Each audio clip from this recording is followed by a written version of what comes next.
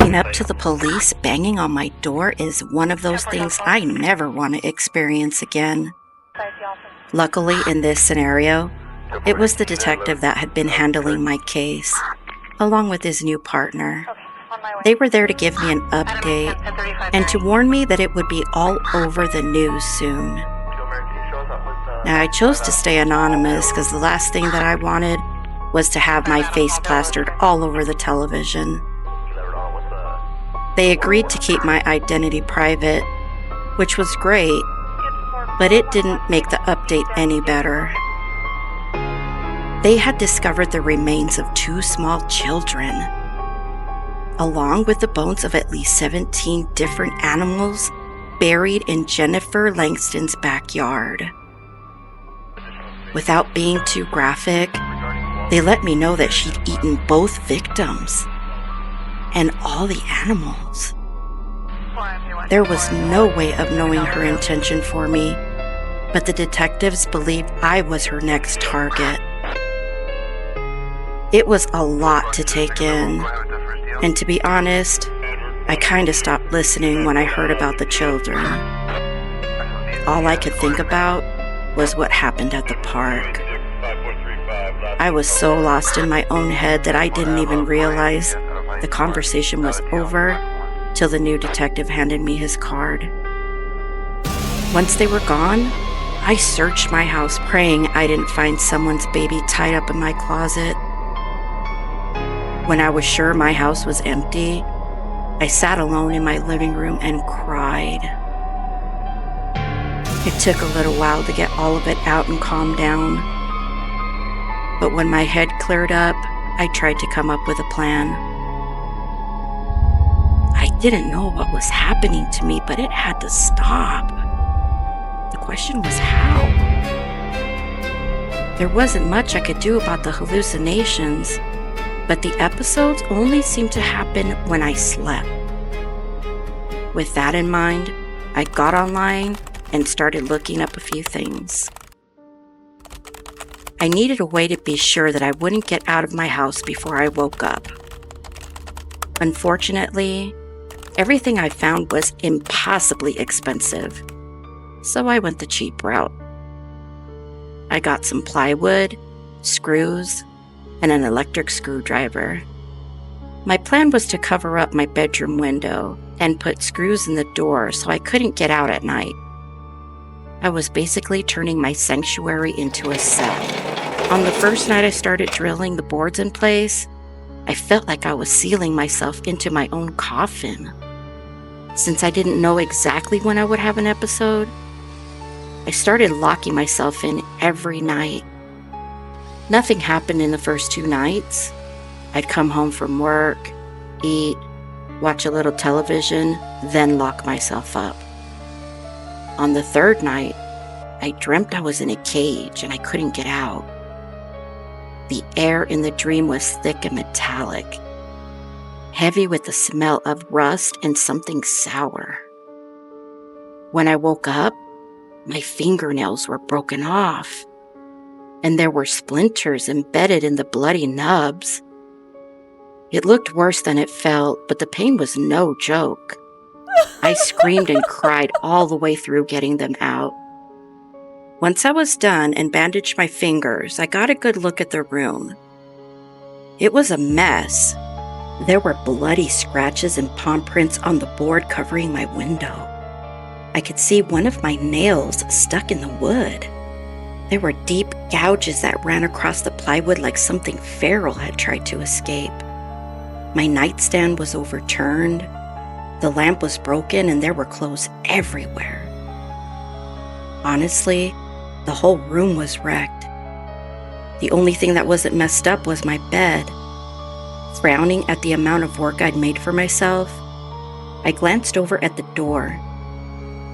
The knob had been broken off, and there were more bloody claw marks everywhere, but it was still shut. It worked. My plan actually worked. Despite my sore hands and slight headache, I was happy and starving. After cleaning my room and uncaging myself, I had breakfast. My appetite had been going crazy lately, but this was on another level. My stomach was growling while I was eating, and no matter how much I ate, it wouldn't stop. It wasn't hunger anymore, it was a need. A hollow ache that felt bottomless. Before I knew it, I'd pretty much cleaned out my refrigerator, but I still wanted more. Frustrated and a little worried, I got dressed, grabbed my keys, and headed out. It was a nice morning. There were clear blue skies with a calming breeze. But all I could think about was food. My first stop was the drugstore, just a few blocks away from my house. I needed some more Band-Aids, and I wanted a Red Bull. When I parked and got out, the smell of grilled peppers and onions drifted in, pulling my attention across the street. On the other side of the road was a small gas station with a taco truck in the parking lot. And that's where the smell was coming from. The aroma hit me like a physical force, making my mouth water instantly.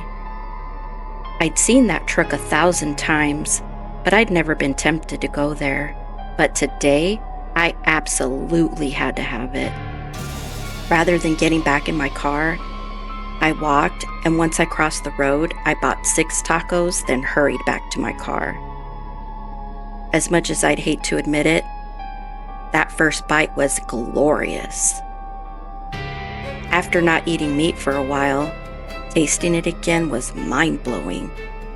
It felt like every cell in my body was finally waking up. One bite became 2, and 2 turned into a few, and the next thing I knew, I was down to my last taco. I was about to bite into it when I happened to notice that there was a kid watching me from the car parked next to me. His eyes were wide, like he was watching some nature documentary about a predator devouring its prey. I must have looked like a crazy person, but I didn't care. I ate that taco like it was the last one on earth. I held his stare the entire time, daring him to judge me. When I was done, I gave that kid a hard, defying, "What now?" look, then got out and went into the store. Now I'm one of those people who can't go into a store without getting more than I came for. I wound up with a bag of popcorn, light bulbs, 2 boxes of Band-Aids, which were on sale, super glue, a roll of tape, and finally my Red Bull. On my way to the register, I passed down the candy aisle and stopped to eyeball some chocolate. While I was trying to choose something, a woman talking on her cell phone came walking down the aisle. Not wanting to be in her way, I stepped closer to the display so she could pass me. And when she did, I could have sworn she sniffed the air. Her pupils seemed to dilate for a split second as she caught my scent. Trying to do my best not to overthink it, I went to pay for my things. While I was waiting in line at the checkout, I saw her again as she walked out of the store. She was still on her phone and she didn't buy anything. I don't know why, but I had this feeling like she was following me. The funny thing was, I got the same feeling from her that I got from Travis. I couldn't explain it, but there was something about her that grabbed my attention. Then there was that sniff. Travis had done the same thing. Why were people sniffing the air around me? What did that mean? I felt like a piece of meat being inspected at a butcher shop. I got so lost in thought, I didn't even realize that the line had moved and it was my turn. Snapping out of my daze, I paid and then left. Before I knew it, the morning was over and it was time to go to work. From the moment I pulled up into the parking lot, I knew it was going to be a long day. Things always picked up around the end of the month, so the place was jumping. The crowds rolled in and out till a little after 5, then things started to die down and I took a break. Grabbing the remote and turning on the shop television, I surfed the channels for a while before I finally stopped on the news. Just as I settled into my seat, The chimes above the door sounded as a customer walked in. I nearly fell over when I saw it was the old homeless guy in the brown hoodie walking towards me. He looked like a dirty, bald Santa and reeked of hot garbage. He hadn't even made it to the counter yet, and his aroma was taking over the shop. My mind immediately went to fight or flight mode. I had been seeing this guy everywhere. My first thought was stalker.